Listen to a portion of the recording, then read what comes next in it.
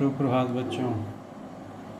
मैं आज मुखलाल संस्कृत उपशास्त्री महाविद्यालय बंधु छपरा भोजपुर से ऑनलाइन क्लास के माध्यम से आप सबों को हिंदी व्याकरण में क्रिया के बारे में पिछले क्लास से आगे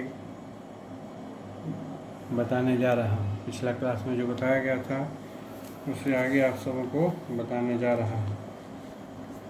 पिछला क्लास में सकर्मक क्रिया, कर्मक क्रिया और सकर्मक के भी दो पार्ट, एक कर्मक और द्विकर्मक, ये सब हम लोग पढ़ चुके हैं। अब आज इससे आगे देखेंगे सकर्मक और अकर्मक क्रियाओं की पहचान। अब हम लोग सकर्मक और अकर्मक क्रियाओं की पहचान कैसे करेंगे। सबसे पहले तो सकर्मक और अकर्मक क्रियाओं की पहचान क्या, किसे या किसको आदि प्रश्न करने से होती है। यदि कुछ इसमें उत्तर अगर मिल जाता है तो हमें समझना चाहिए कि क्रिया सकर्मक है, और यदि उत्तर हम लोगों को नहीं मिलता है तो समझना चाहिए कि यह क्रिया अकर्मक होगी। जैसे उदाहरण मारना, पढ़ना, खाना। अब इन क्रियाओं में क्या जो है या किसे लगाकर प्रश्न किया जाए तो इसका उत्तर कैसा होगा। देखिए, प्रश्न अगर है किसे मारा तो उत्तर होगा, कुछ बनाइए, किशोर को मारा, संजय को मारा, फलाना को मारा। क्या खाया, खाना खाया। प्रश्न क्या पढ़ता है तो किताब पढ़ता है, उपन्यास पढ़ता है या कुछ पढ़ता है। तो इन सब उदाहरणों में क्रिया जो है सकर्मक है, इसमें उत्तर मिल रहा है। अब कुछ क्रियाएं अकर्मक और सकर्मक दोनों होती है और प्रसंग अथवा अर्थ के अनुसार इनका भेद का निर्णय किया जाता है। जैसे उदाहरण अकर्मक क्रिया है, अकर्मक का लीजिए, उसका सिर खुजलाता है। खुजलाता है जहाँ ही चलते हो गई अकर्मक, और सकर्मक हो जाएगा यहाँ, वह अपना सिर खुजलाता है, यहाँ हो जाएगा यह सकर्मक। बूंद बूंद से घड़ा भरता है, यह कर्मक हुआ। अब मैं घड़ा भरता हूँ, यह सकर्मक हुआ। तुम्हारा जी ललचाता है, यह कर्मक हुआ। ये चीज़ें तुम्हारे जी ललचाती है, यह सकर्मक हुआ। जी घबराता है, यह कर्मक हुआ। अब विपदा मुझे घबराती है, यह सकर्मक हुआ। इसी प्रकार वह लजा रही है, अकर्मक हुआ। अब वह तुम्हें लजा रही है, यह सकर्मक हुआ। तो कहना यह है कि जिन धातुओं का प्रयोग अकर्मक और सकर्मक दोनों रूपों में होता है तो उसे हम लोग उभयविध धातु कहते हैं। अब इसमें हम लोग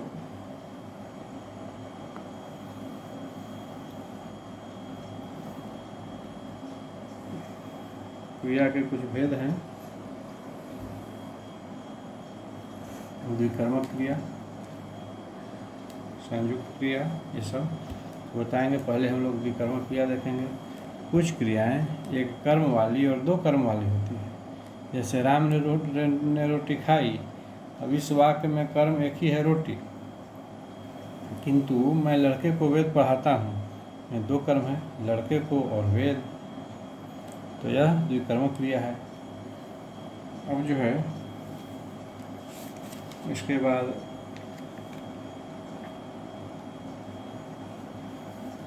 हम देखते हैं कि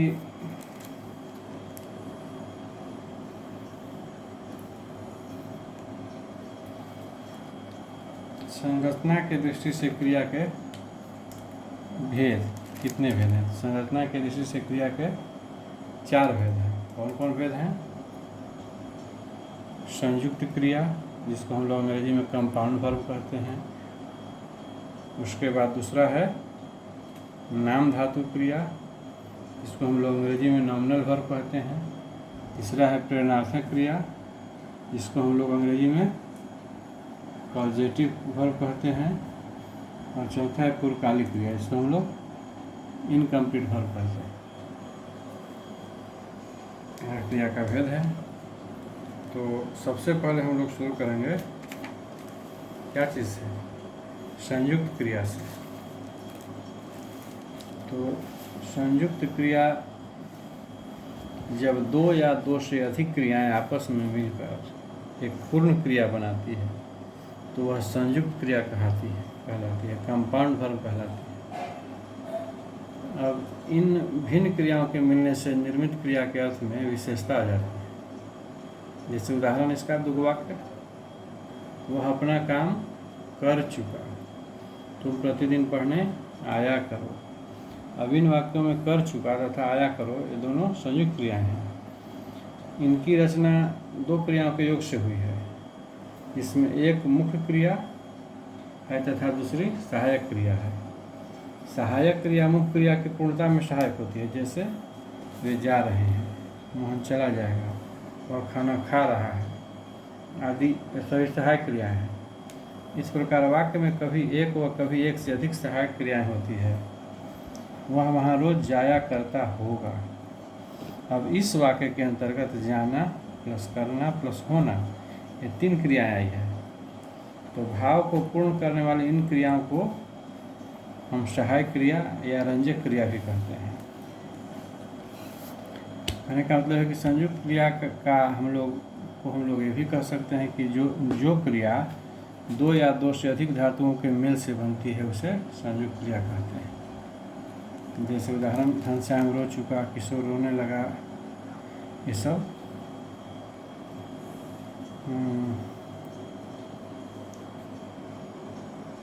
विधि और आज्ञा को छोड़कर सभी क्रियापद दो या अधिक क्रियाओं के योग से बनते हैं, किंतु संयुक्त क्रिया जो है इनसे भिन्न है, क्योंकि यहाँ एक और साधारण क्रियापद हो, रो, सो, खा इत्यादि धातुओं से बनती है, वहीं दूसरी ओर संयुक्त क्रियाएं जो है होना, आना, जाना, रहना, रखना, उठना, लेना, पाना इत्यादि क्रियाओं के योग से बनती है।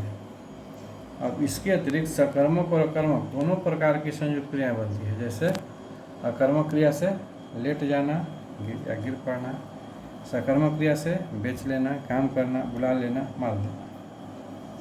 अब संयुक्त क्रिया की एक विशेषता यह भी है कि उसकी पहली क्रिया प्रायः प्रधान होती है और दूसरी उसके अर्थ में विशेषता उत्पन्न करती है। जैसे मैं पढ़ सकता हूँ, इसमें सकना क्रिया पढ़ना क्रिया के अर्थ में विशेषता उत्पन्न करती है।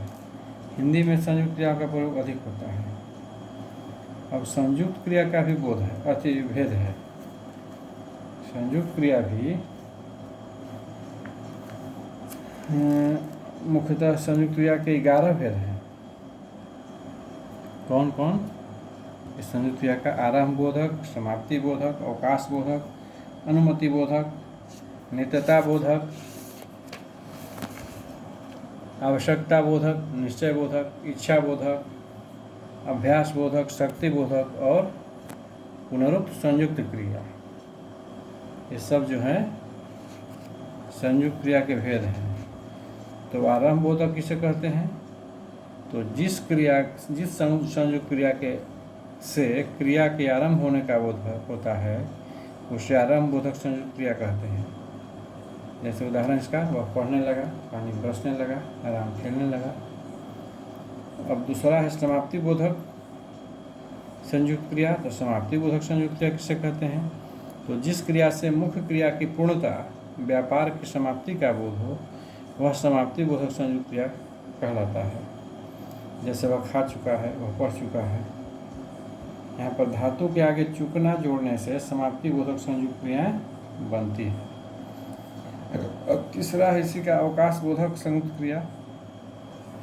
तो इसका है परिभाषा कि जिससे क्रिया को निष्पन्न करने के लिए अवकाश का बोध हो वह अवकाश बोधक संयुक्त क्रिया है। जैसे वह मुश्किल से सोने पाया या जाने न पाया, तो यह अवकाश बोधक है। अब अनुमति बोधक है कि जिससे कार्य करने की अनुमति दिए जाने का बोध हो वह अनुमति बोधक संयुक्त क्रिया है। जैसे मुझे जाने दो, मुझे बोलने दो।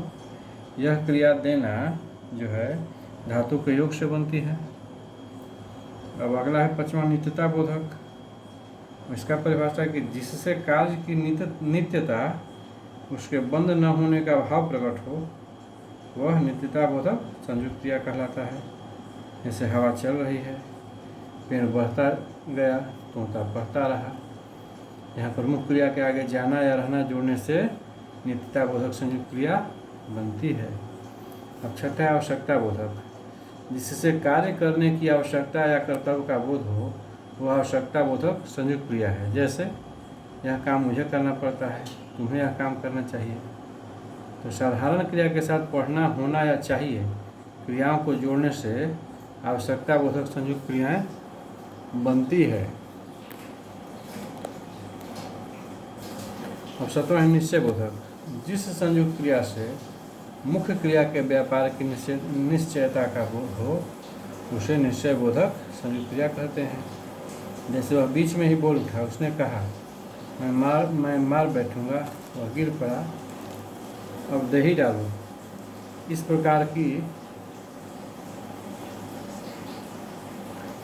प्रकार की क्रियाओं में पूर्णता और नित्यता का भाव वर्तमान है। अब आठवां इच्छा बोधक। इससे क्रिया के करने की इच्छा प्रकट होती है। जैसे उदाहरण इसका, वह घर आना चाहता है, मैं खाना चाहता हूँ। क्रिया के साधारण रूप में चाहना जो है, क्रिया जोड़ने से इच्छा बोधक संयुक्त क्रिया बनती है। अब नवा है इसी का अभ्यास बोधक संयुक्त क्रिया। इससे क्रिया के करने के अभ्यास का बोध होता है।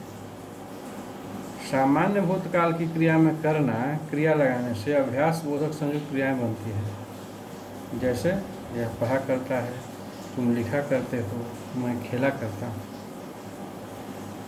हम 10वां है शक्ति बोधक संयुक्त क्रिया। इसका है कि इससे कार्य करने की शक्ति का बोध होता है, इसे हम शक्ति बोधक संयुक्त क्रिया कहते हैं। जैसे मैं चल सकता हूँ, वह बोल सकता है। इसमें सकना जो क्रिया है वह जोड़ी जाती है। और अंत में 11वां संयुक्त क्रिया कौन? पुनरुक्त संयुक्त क्रिया। तो इसका परिभाषा है कि जब दो समानार्थक अथवा समान ध्वनि वाली क्रियाओं का संयोग होता है, तब उन्हें पुनरुक्त संयुक्त क्रिया कहते हैं। जैसे उदाहरण, वह पढ़ा लिखा करता है, या वह यहाँ प्रायः आया जाया करता है, पड़ोसियों से बराबर मिलते रहो। अब इन वाक्यों में दो समानार्थक शब्द या समान ध्वनि वाली क्रियाओं का यहाँ संयोग हो रहा है। तो यह था क्रिया के 4 भेद में से संयुक्त क्रिया, और संयुक्त क्रिया के जो 11 भेद था वह, इसके बारे में हम लोग पढ़े। अब आज के क्लास में आप सबों को इतना ही। शेष अगले क्लास में नाम धातु क्रिया, प्रेरणार्थक क्रिया, पूर्वकालिक क्रिया, इस सब के बारे में आप सबों को जानकारी दी जाएगी। तब तक के लिए आप सभी बच्चों को शुभ दिन।